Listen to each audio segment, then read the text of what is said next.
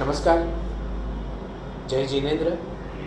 પર્વાધિરાજ પર્યુષણના આ પાવન દિવસો ચાલી રહ્યા છે ત્યારે આપણે એક પાવક, પુણ્યશાળી, પ્રભાવક, આત્મીય એવા આચાર્ય ભગવંત શ્રી રત્નસુંદર સુરીશ્વરજી મહારાજ સાહેબની નિશ્રામાં છીએ. પુષ્કળ પુસ્તકોના પ્રણેતા. પ્રવચન સાંભળીએ ત્યારે જાણે શાંત રસ વહેતો હોય અને એકાંતને પણ બોલવાનું મન થાય એવું વ્યક્તિત્વ આજે આપણી વચ્ચે છે. મિત્રો, આપણે એમની નિશ્રામાં છીએ સાચા અર્થમાં. ત્યારે આવો એમની પાસેથી આ પર્યુષણના દિવસોની એમની અનુભૂતિ શું છે એ એમના શબ્દોમાં આત્મસાત કરીએ. મારા જીવનમાં પેદા થતા આચાર, એની ઉપર મારા મનમાં પેદા થતા વિચારનો પ્રભાવ છે. આચારનો નિર્ણય મારા મનમાં પેદા થતા વિચારો કરે છે, પણ મારા મનમાં વિચારો પેદા કોણ કરે છે? મને જે સરસ મજાનું વાતાવરણ મળે છે, તે વાતાવરણ જેવું મળે છે તેવા વિચાર પેદા થાય છે, અને વિચાર જેવા પેદા થાય છે એવો આચાર પેદા થાય છે. પર્વાધિરાજ પર્યુષણ એક સરસ મજાના વાતાવરણનું પર્વ છે. કદાચ 352 દિવસ દેરાસર ઉપાસનામાં નહીં આવનારો યુવા વર્ગ, નાનો મોટો, ગરડા બુઢ્ઢા, બીમાર, જે ગણો તે, ગરીબ અમીર, બધા જ એક જ સાથે આ પર્વ દિવસોમાં ભેગા થાય છે. ઘણીવાર એવું બને છે કે કમજોર ગણાતો માણસ પણ જેમ સમૂહમાં બહાદુર થઈ જાય છે, એમ સરસ મજાનું વાતાવરણ મળે છે ત્યારે કમજોર નિસત્વ ગણાતો માણસ પણ તાકાતવાળો થઈ જાય છે. ક્યારેક એવું બને છે કે રાત્રિ ભોજન નહીં છોડી શકનારો નોર્મલ કોર્સમાં એવો પણ યુવાન 22-24 વર્ષનો આ દિવસોમાં 8-8 દિવસના ઉપવાસ ઝુકાવી દે છે. એનું કારણ એને મળતું વાતાવરણ છે. એટલે પર્વાધિરાજ પર્યુષણ એનું એક નાનકડી વાત કીધું. તીર્થ અને પર્વ વચ્ચે એક નાનકડો ફેર છે. જ્યાં આપણે જવું પડે એ તીર્થ છે, અને જ્યાં આપણે હોઈએ ત્યાં આવે એનું નામ પર્વ છે. પાલિતાણા જવું પડે અને જવા માટે સમય જોઈએ, સંપત્તિ જોઈએ, સમજ જોઈએ, ઘણું જોઈએ, પણ પર્વ એવું છે કે તમે હોસ્પિટલમાં હો ત્યારે પણ તમને મળવા માટે આવે. એટલે તીર્થની સ્પર્શના કરવા કરતાં પણ પર્વની આરાધના કરવી બહુ સહેલી છે, કારણ કે આપણને સમય ચડીને મળવા આવે છે. આ એક સરસ મજાનો માહોલ છે. એના કારણે જે આનંદ અમને પોતાને પણ આવે છે, પબ્લિકને તો આવે જ છે, પણ અમને પોતાને પણ આનંદ આવે છે એ સરસ મજાના વાતાવરણ. અને નાનકડી વાત આના સંદર્ભમાં કીધું, અમારે ત્યાં એક સરસ મજાનું વિધાન છે કે નૈમિત્તિક આરાધના, નૈમિત્તિક સાધના નિત્ય સાધનામાં કન્વર્ટ થાય, એટલા માટે આ પર્વ દિવસો છે. પર્વ દિવસોમાં તમે જે કરો છો એના આનંદ એટલો બધો તમારો થાય કે બાકીના દિવસોમાં આવું હું શું કામ ન કરું, આવો એના મનમાં પ્રશ્ન પેદા થાય અને રોજની એ સાધના ચાલુ કરી દે. એટલા માટે આ પર્યુષણ પર્વ છે. એનો આનંદ અમે અને સકલ શ્રી સંઘ બહુ મસ્તીથી માણી રહ્યા છીએ. ખૂબ સરસ વાત કરી સાહેબે. સાહેબ વાત કરે છે ત્યારે સાહેબને એક પ્રશ્ન પૂછવાનું મન થાય કે સાહેબ, ભગવાન મહાવીરના કેટલા બધા પ્રસંગો આપણે ત્યાં જાણીતા છે, અને કેટલા બધા પ્રસંગોથી કેટલા બધા લોકો પ્રભાવિત અને પ્રકાશિત થયેલા છે. ત્યારે આપના મનમાં મહાવીર સ્વામીનો કોઈ એવો પ્રસંગ હોય અને જે લોકો સુધી પહોંચાડવા માંગતા હોય અને તેનાથી તમે પ્રભાવિત થયા હોય? પરમાત્મા મહાવીર દેવના જીવનના ઘણા પ્રસંગોમાં કોમન ફેક્ટ તરીકે તમને વાત કરી દઉં કે જેનાથી હું ખૂબ પ્રભાવિત છું. પ્રભુએ પોતાના જીવનમાં 3 લક્ષ્ય બનાવ્યા હતા. મારી ઉપર જે પણ દુઃખો આવે એ મારે માપવું નથી, દુઃખને માપવું નથી. બીજા નંબરમાં મારે દુઃખને વાવવું નથી, અને ત્રીજા નંબરમાં મારે કોઈને પણ દુઃખ આપવું નથી. ભગવાન મહાવીરના જીવનની 3 મોટામાં મોટી વિશેષતા દુઃખ માપવું નથી. કારણ કે મેં જ કરેલા પાપના ઉદય આવતા દુઃખ, એમાં મારે બોલવાનો મને અધિકાર નથી કે દુઃખ સહન કરવાની પણ હદ હોય છે. ત્યારે પાપ કરવાની હદ નક્કી નથી કરી તો દુઃખ સહન કરવાની હદ નક્કી કરવાનો મને કોઈ રાઈટ નથી. એટલે પ્રભુ સાધના માર્ગે નીકળ્યા. પહેલી જ પરમાત્માએ નિર્ણય કર્યો હતો કે મારે મારા ઉપર આવનારા દુઃખને ક્યારેય માપવું નથી. બીજા નંબરમાં મને કોઈ ગમે તેટલું દુઃખ આપશે, મારે કોઈને દુઃખ આપવું નથી. ચાહે ચંડકોષિક સર્પ હોય. અમારે ત્યાં આચારાંગ સૂત્રના 9મા અધ્યાયમાં પરમાત્મા મહાવીરદેવના સાધના માર્ગની વાત આવે છે કે પરમાત્મા ભિક્ષા લેવા માટે, ગોચરી લેવા માટે નીકળ્યા છે, અને કબૂતરો દાણા ચણી રહ્યા છે. ભગવાન એમ લાગે છે કે મારા પગલાંના અવાજ માત્રથી કબૂતરો ઉડી જાય, એના કરતાં બેટર છે હું રસ્તો બદલી દઉં. એટલે આવા પરમાત્માએ પોતાનો રસ્તો બદલી લીધો છે. તો આ હતી વાત ભગવાનની, મારે કોઈને દુઃખ આપવું નથી. અને બીજા નંબરમાં ગમે તેવી સ્થિતિમાં મારા મનને દુર્ધ્યાનથી ગ્રસ્ત તમારે કરવું નથી કે જેના કારણે આવતો જન્મ મારે લેવો પડે અને ફરી મારા જીવનમાં દુઃખ આવે. એટલે પ્રભુ મહાવીરના બધા પ્રસંગોમાં કોમન ફેક્ટર એક જ છે, દુઃખ આપવું નથી, દુઃખ માપવું નથી અને મારે દુઃખ વાવવું.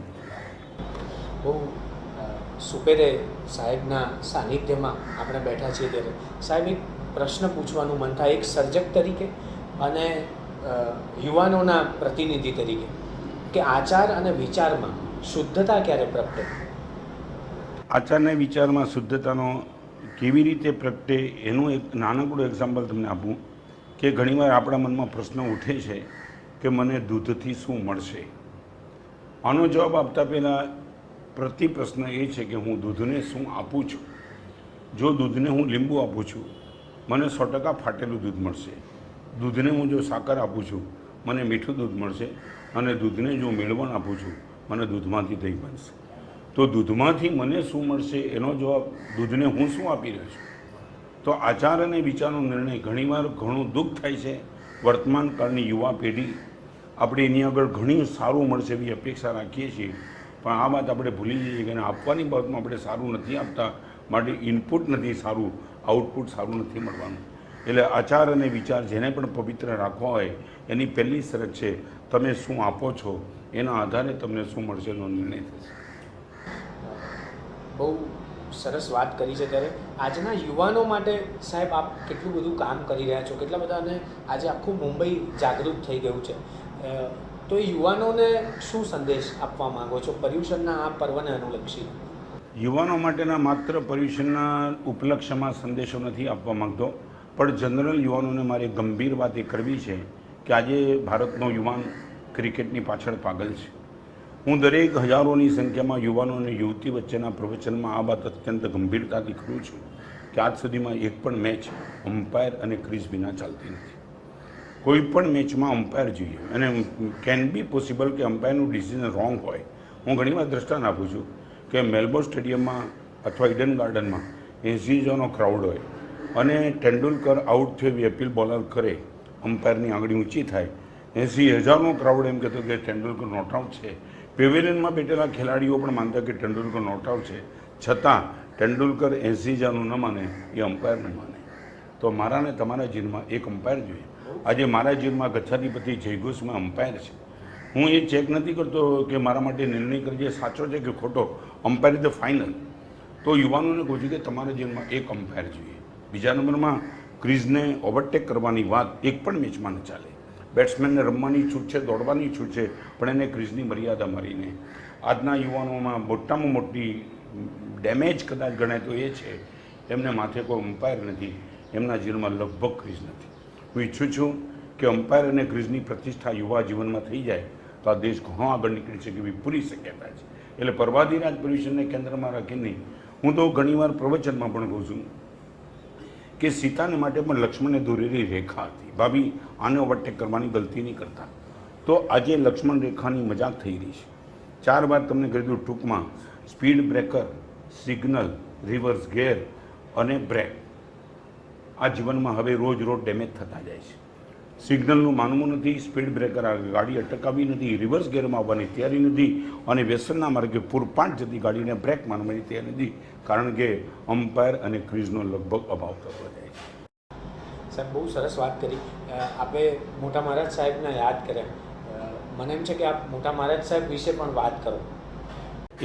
એમના વિશે વાત કરતાં કદાચ બધા જ શબ્દો ટૂંકા પડે, કારણ કે એ જે વિરલ વ્યક્તિત્વ છે ને, ઘણીવાર એવું હું માનું છું કે આપણને જે દેખાય છે મહાપુરુષોનું માત્ર બાહ્ય સ્ટ્રક્ચર દેખાય છે, એમનું આંતરજીવન નિહાળતા, સમજતા, પહોંચતા આપણો કોઈ ક્લાસ નથી હોતો.